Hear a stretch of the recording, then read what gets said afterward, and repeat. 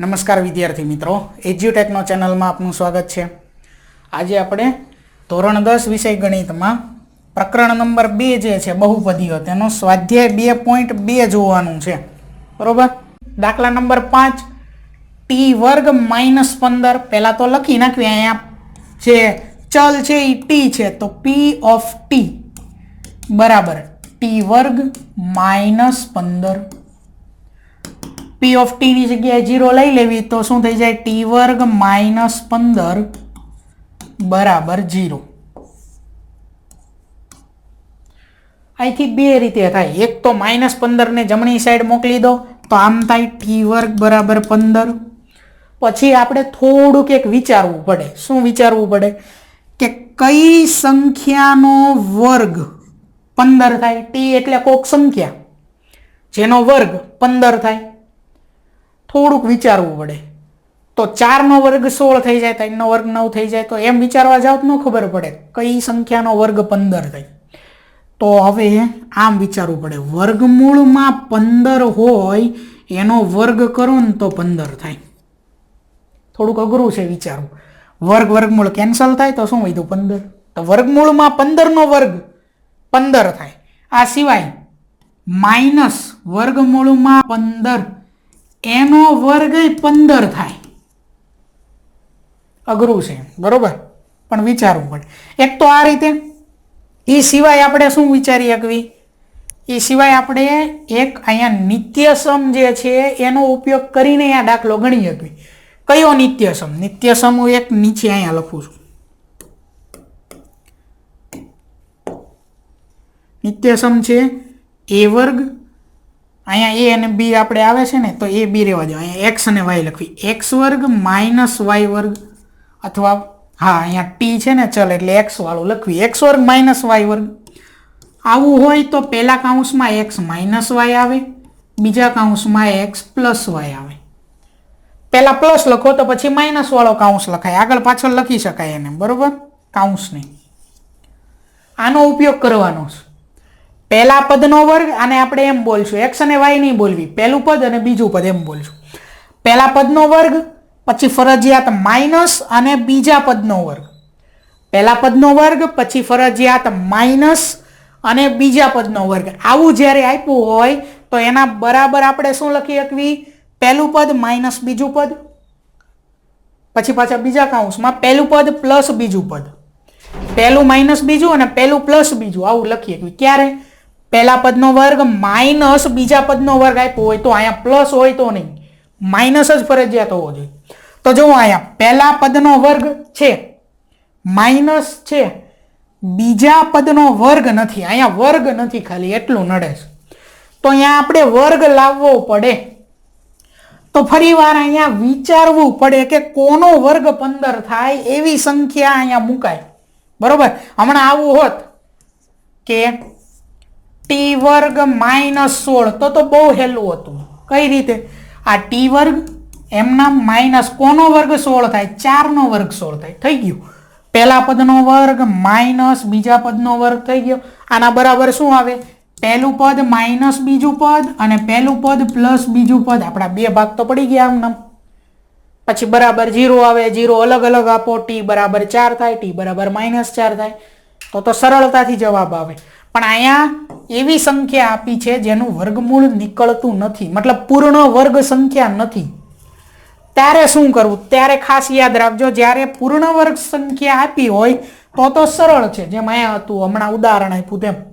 પણ પૂર્ણ વર્ગ સંખ્યા ન હોય ત્યારે શું કરવું, તો ટી વર્ગ એમ નામ માઇનસ એમ નામ, અહીંયા વર્ગ વાળું નડે છે, જે સંખ્યા આપી હોય એનામાંથી વર્ગમૂળ ચડાવો, એનો વર્ગ કરી નાખો, બાકી બધું એમને। અહીંયા કદાચ આવું હોત ટી વર્ગ -23, શું કરત આપણે, વર્ગમૂળ ચડાવી દેત, માટે વર્ગ કરે બરાબર 0 થઈ ગયું, બરોબર। હવે શું કરશું આપણે, પહેલા પદનો વર્ગ માઇનસ બીજા પદનો વર્ગ, આવું આવી ગયું તો બસ આ કરવાનું, પહેલું માઇનસ બીજું, પહેલું પ્લસ બીજું, એટલે કે પહેલું પદ છે ટી, ત્યાર પછી માઇનસ, બીજું પદ છે વર્ગમૂળમાં 15, આ યાદ રાખજો, આ કૌંસમાં આવી ગયું, બરાબર. આવું છે ઉપર, તો હવે આવું લખવાનું છે અહીંયા, એના બરાબર આવું લખી શકાય. તો ટી માઇનસ વર્ગમૂળમાં 15, આ એક કૌંસમાં, બીજા કૌંસમાં આવે ટી પ્લસ વર્ગમૂળમાં 15 બરાબર શું છે બધાની 0. 0 અલગ અલગ આપો. ટી માઇનસ વર્ગમૂળમાં 15 બરાબર 0. ત્યાર પછી અહીંયા ટી પ્લસ વર્ગમૂળમાં 15 બરાબર 0. માઇનસ વર્ગમૂળમાં 15 જમણી સાઈડ જાય તો પ્લસ થઈ જાય, એટલે કે ટી બરાબર વર્ગમૂળમાં 15 આવું થાય. આ એક શૂન્ય મળ્યું આપણને. આગળ કયા બીજું શૂન્ય, ટી બરાબર પ્લસ છે ને જમણી સાઈડ જાય તો માઇનસ વર્ગમૂળમાં 15. તો બે શૂન્ય મળી ગયા આપણને. યાદ રાખજો, બે પદ આપ્યા હોય પણ વર્ગવાળું પદ હોય ને પછી સીધું અચળ પદ હોય, વચ્ચે માઇનસ હોય, ત્યારે આવું જ બેઠું હોવું પડે. પહેલા પદનો વર્ગ, પછી ફરજિયાત માઇનસ અને સીધું અચળ પદ હોવું પડે. વચલું એક્સ વાળું અથવા તો ટી વાળું પદ ન હોવું પડે. તો આવી રીતે ગણતરી થાય. આવી જ આગળ રકમ જે હતી એ બે પદની હતી, પણ આ રકમ જે રહી એવી નહોતી, અલગ હતી. એમાં અચળ પદ નહોતું. ત્યારે તો સહેલું જ છે, સીધું આપણે શું કરવાનું, પહેલા જે બે પદ છે એમાંથી જ સામાન્ય બહાર કાઢી અને 0 અલગ અલગ આપી દેવાના. પછી તો સરવાળો અને ગુણાકાર આવડે જ તે. જ્યારે આવી રીતે આપ્યું હોય, મતલબ પહેલા પદનો વર્ગ અને વચલું પદ ન હોય ટી વાળું, સીધું અચળ પદ હોય, ત્યારે આપણે આ નિત્યસમ જે છે એ સ્વરૂપમાં આપણે રકમને ફેરવવાની છે, બરોબર. એટલે હવે જે બે શૂન્ય મળ્યા એ બે શૂન્ય એનો સરવાળો અને ગુણાકાર કરવાનો છે. સૌથી પહેલા આપણે એ બી અને સી મેળવશું, એટલે કે પી ઓફ ટી બરાબર ટી વર્ગ માઇનસ 15 માં એ બરાબર 1, ટી વર્ગનો સહગુણક શું છે 1, બી બરાબર ટી નો સહગુણક, વચલું પદ અહીંયા છે જ નહીં તો 0, અને સી બરાબર શું આવે -15. ચાલો હવે શૂન્યનો સરવાળો કરવાનો છે. તો હવે શૂન્યનો સરવાળો આલ્ફા પ્લસ બીટા બરાબર, પહેલું શૂન્ય છે વર્ગમૂળમાં 15 પ્લસ બીજું શૂન્ય છે માઇનસ વર્ગમૂળમાં 15, કાઉન્સ ખોલ નાખવી તો વર્ગમૂળમાં 15, ત્યાર પછી પ્લસ માઇનસ માઇનસ વર્ગમૂળમાં 15, વર્ગમૂળમાં 15 માઇનસ વર્ગમૂળમાં 15 શું થઈ જાય 0. આ શું છે 7 - 7 હોય તો 0 થાય. એવી જ રીતે અહીંયા વર્ગમૂળમાં 15 માઇનસ વર્ગમૂળમાં 15 છે એટલે 0 થાય. સૂત્રની મદદથી શૂન્યનો સરવાળો કરીએ. સૂત્ર શું છે માઇનસ બી ના છેદમાં એ. માઇનસ સૂત્રનો છે એ મૂકી દીધો. બી એટલે 0 છે અને એ એટલે શું છે 1 છે. 0 હોય ને એને માઇનસ કે પ્લસ એવી કાંઈ નિશાનીથી ફેર ન પડે, એને 0 જ કહેવાય.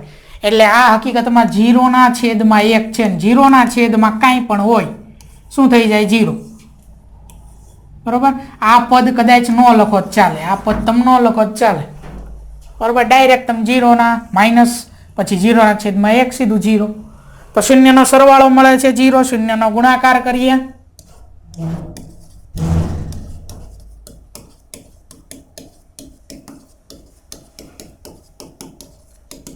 આલ્ફા ગુણ્યા બીટા, પહેલું શૂન્ય આલ્ફા હતું વર્ગમૂળમાં 15 ગુણ્યા બીજું શૂન્ય બીટા હતું માઇનસ વર્ગમૂળમાં 15. અહીંયા શું થશે જો આ માઇનસ છે એ પહેલા લખી નાખો. વર્ગમૂળમાં 15 ગુણ્યા વર્ગમૂળમાં 15, વર્ગમૂળમાં 15 ગુણ્યા વર્ગમૂળમાં 15. વર્ગમૂળવાળી સંખ્યાનો ગુણાકાર વર્ગમૂળવાળી સંખ્યા સાથે થાય, એટલે કે વર્ગમૂળમાં 15 ગુણ્યા 15 વર્ગમૂળમાં 225 થાય. 225 નું વર્ગમૂળ શું થાય 15 થાય. આ 225 છે એ પૂર્ણ વર્ગ સંખ્યા છે, એનું વર્ગમૂળ નીકળે શું નીકળે 15 નીકળે. જો તમને વર્ગ યાદ હોય તો આ યાદ રહી જાય, બરોબર. એટલે વર્ગો ખાસ પાકા કરજો. અથવા તો આને આમ પણ લખી શકો, બીજી રીતે અહીંયા લખું, વર્ગમૂળમાં 15 ગુણ્યા વર્ગમૂળમાં 15, તો વર્ગમૂળમાં 15 બે વખત છે એટલે વર્ગમૂળમાં 15 નો વર્ગ લખાય. હવે જ્યારે જ્યારે આ વર્ગ અને વર્ગમૂળ ભેગું થાય તારી હંમેશા કેન્સલ થાય ને અંદર વધી સંખ્યા એ સીધો જવાબ આવે. એટલે વર્ગમૂળમાં 15 નો વર્ગ એટલે સીધું 15 થાય. આવું હોત કદાચ વર્ગમૂળમાં 23 ગુણ્યા વર્ગમૂળમાં 23, તો શું થાય? વર્ગમૂળમાં 23 નો વર્ગ, વર્ગમૂળ કેન્સલ, જવાબ થાય 23. બસ એવું છે. એટલે અહીંયા શું થશે? આ માઇનસ હતો ને એ એક પાછો ભૂલવાનો નહીં. વર્ગમૂળમાં 15 ગુણ્યા વર્ગમૂળમાં 15 એટલે વર્ગમૂળમાં 15 નો વર્ગ અથવા વર્ગમૂળમાં 225 જે લખો હોય અને એનું વર્ગમૂળ શું થઈ જાય? 15 થાય. એટલે -15 આવે આનો ગુણાકાર. હવે સૂત્રની મદદથી કરવી. સૂત્રની મદદથી શૂન્યનો ગુણાકાર. શું સૂત્ર છે શૂન્યના ગુણાકારનું? c ના છેદમાં a.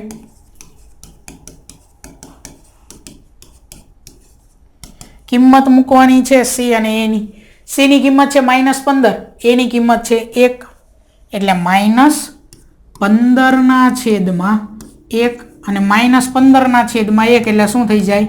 -15 થઈ જાય. એટલે શૂન્યનો ગુણાકાર શું મળે છે? -15. હવે જો જ્યારે આવું આવતું હોય ને, આવું અઘરું કે જેનો ગુણાકાર શું લખવું આપણને ખબર નથી પડતી, ત્યારે શું કરાય? ત્યારે પહેલા આ કર નખાય. એમાં તો સૂત્ર જ છે, a b અને c જ છે, અગાઉ મેળવેલા જ છે, એ મૂકી દો તો જવાબ મળે છે ને, સીધો અહીંયા મૂકી દો. બરોબર. પણ યાદ રાખજો તમારે અગાઉ ભૂલ એક નો ક્યાંય હોવી જોઈએ. બરોબર. અહીંયા આપણને તકલીફ પડે ત્યારે પહેલા આ જોઈ લેવાય કે c ના છેદમાં એ શું છે, એ જે મળે એ સીધું અહીંયા લખી શકાય. બરોબર.